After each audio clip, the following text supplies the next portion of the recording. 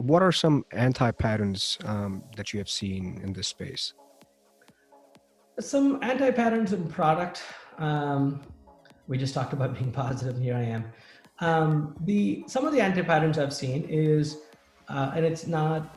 It's got nothing to do with the skill sets itself, but when leaders and organizations keep when they value control over autonomy, right? Then you end up either bringing in project managers, so very, very good project managers, and making them product owners. And what happens is they basically do exactly what they were doing under the new title, and they start building these roadmaps, which are just really project plans from like a week ago, right? And so when you Mhm. do things like that, that's a big anti-pattern because a roadmap is not a project plan. A roadmap is an intention to work on something. A project plan is, just that's a commitment to work on something. A roadmap is not a committed project plan. But if you hire and or do not coach your existing project managers into good product owners, and if somebody has not taken the time to help them make that transition mentally and culturally, then you're going to have these uber uh, project managers who use all the right terminology kind of in the wrong way, and we're back to square one. Another one is a little bit more granular. It's a dead giveaway when you're walking into organizations that are in the transformational state.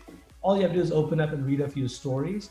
If the stories read like tasks without any sort of customer in the context, then you know you're sort of walked into a waterfall project uh, masquerading as an agile journey, right? Yeah. So typically, when you say something like "as a product owner, I want," well, that's one, and then typically you'll have a design story, you'll have a development story, you'll have a testing story, and then you'll have this other like regression testing story, all for the same thing, of course, but you'll have these five different stories for the same thing.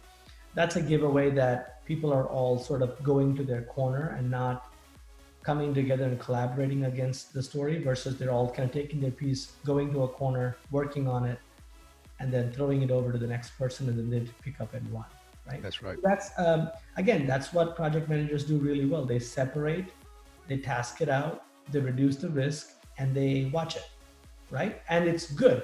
It's good and it works really well. Unfortunately, that's not the paradigm we want in an agile organization. Yeah. All right. One of our questions from our live audience, and I think we kind of answered that.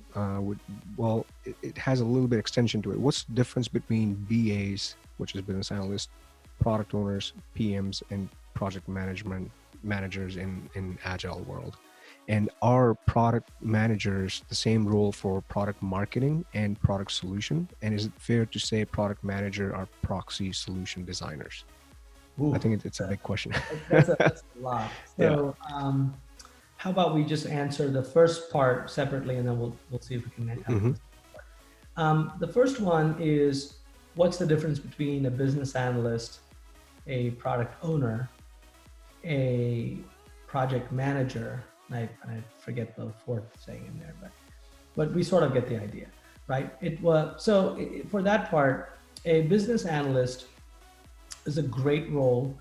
It's definitely a lot of subject matter expertise. That's that built-in 30% I was talking about earlier. My first answer about what makes a great product person, the product professional, is that 30% of the context. They really know how the business operates. They know the processes. They know how revenue is generated in the company. And a lot of my favorite BAs are really, really good at that, right? So BAs are wonderful candidates to eventually become product owners in organizations, in my opinion.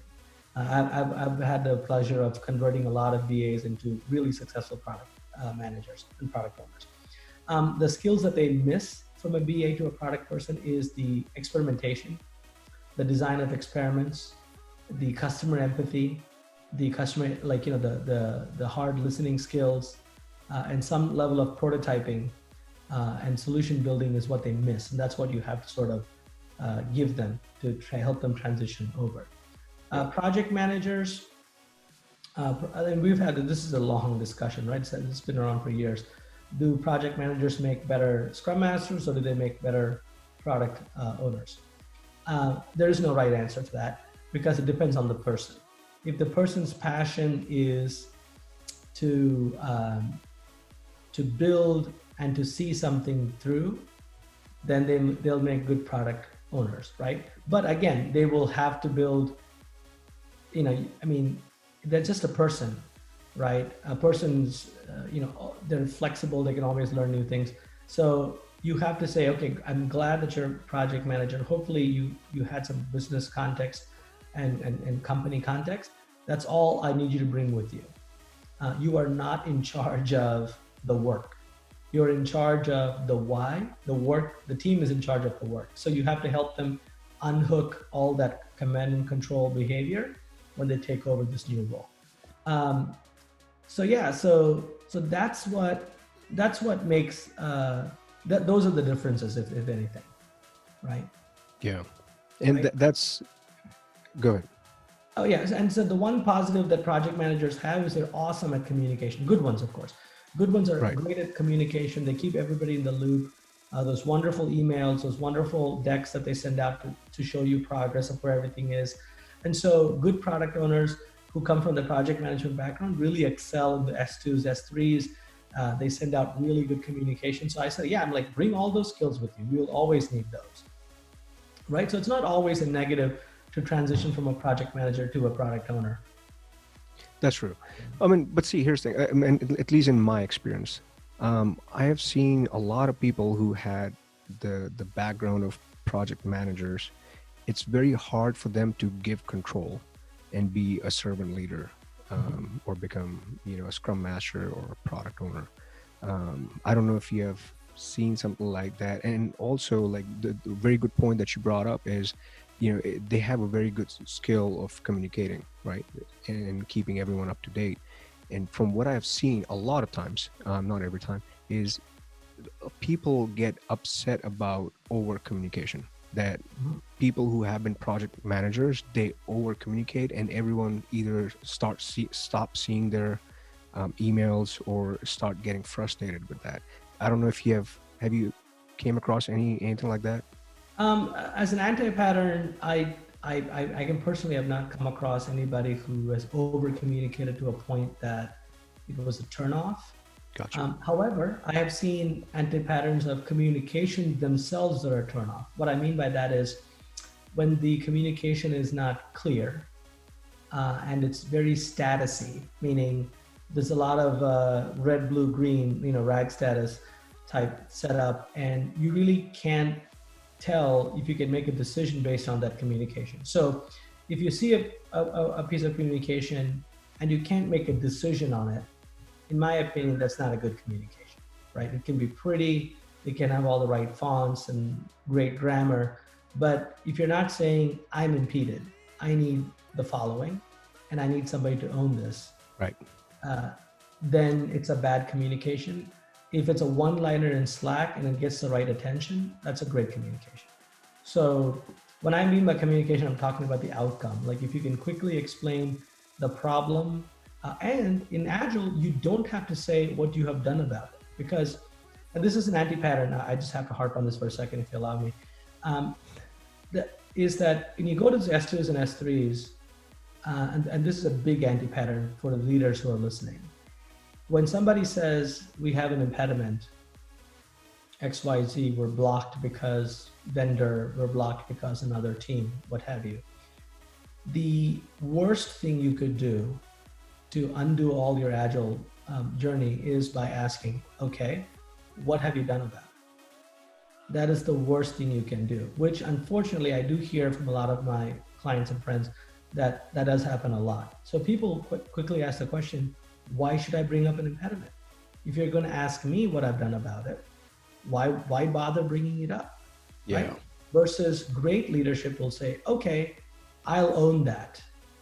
Can we stay up after this and give me some additional context so I can go chase down whoever I need to chase down, right? Because the assumption from the leader has to be that that person, he or she has done the best they can, and they couldn't move forward, and that's why they're there, right?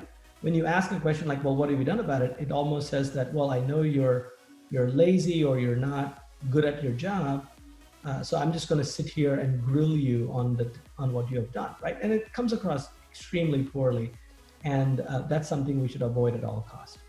Yeah. But do you also think on the flip side of it, especially people or organization who are new to this transformation, if you every time if you just hand feed the solution to people who are bringing up impediments, they eventually would just stop looking for a solution and just come and ask for a solution?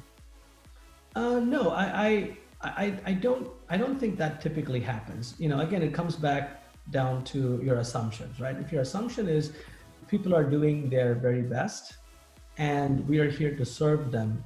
So, I mean, let's play out your example, right? So, let's say I am one of your RTEs and you're my VP. I keep coming to you and say, hey, I'm impeded, right? And so you're like, okay, Anand, let me go ahead and take care of that. So you basically keep us in the loop. You email a couple of people, you get on the phone, you catch the other team, you ask them to reprioritize, and you help. You give them the additional business context and you help, right? Yeah. And the team, let's say the team gives you feedback and say, oh, if only Anand had mentioned that this was part of that release that the whole company is looking at, we would have absolutely taken care of it. He didn't give us that context.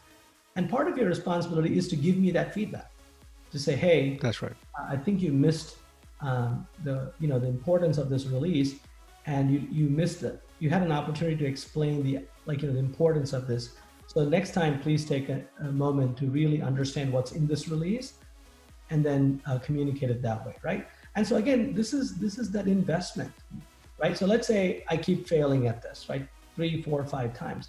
Then it's a conversation about competency, where you have to say, look, I don't think Anand is fit to run the RTE role here because it needs a level of discipline and eye to detail that he just doesn't have, right? And then it's Yeah. a very straightforward, is he competent to do the job conversation, right? And again, this is that thing I tell leaders is that with an agile transformation, you're going to get more hands-on, not less, right? You'll be actively developing the people who are doing well, and actively also developing the people who are not doing so well. Right? An agile transformation will expose all your weaknesses. What you do with it is up to you. Right. Great. Thank you, Anand, for all the answers. This brings us to the end of our podcast today. Anand, do you have any closing remarks in general? Thank you again for the awesome opportunity. I love Agile Gurus. You guys are an awesome bunch. Great to be part of this team. And so, I'm just here to let you know that this is not the end of the conversation. Rahul and I hope to come back and kind of put a few more podcasts about this topic further on product. We will add the blog at the end. Closing comments is that do not overlook the importance of product professionals in your transformation. They are going to make or break your transformation in the long run. You can get away with just some I guess less than optimum product folks in the beginning, but when you're talking about that after that 18 months, 24-month, 36-month mark, you need product people to keep your transformation going. Typically there's a mark when you hit that 18 to 24 months when your original roadmap runs dry, your backlogs run dry, and there's nothing to do. And then that's when people realize that, oh my God, we don't have a product strategy or a product person who really can drive this awesome organization we have built. Because typically tech ends up taking and running it Right. for 2 years. And then at the end of 2 years, you have this drought of backlog, which is a bad sign that you didn't bring product people along for the journey all along. So that's something you have to consider. Thank you, Anand, for all your time, for all the input and answering question that we got from people. Thank you, everyone, for joining today with Anand and talking about product leadership.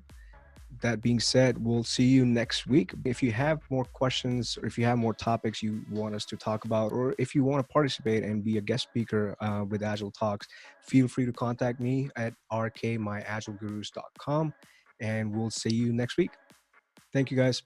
Thank you. Thank you, Ralph. Thank you, Anand.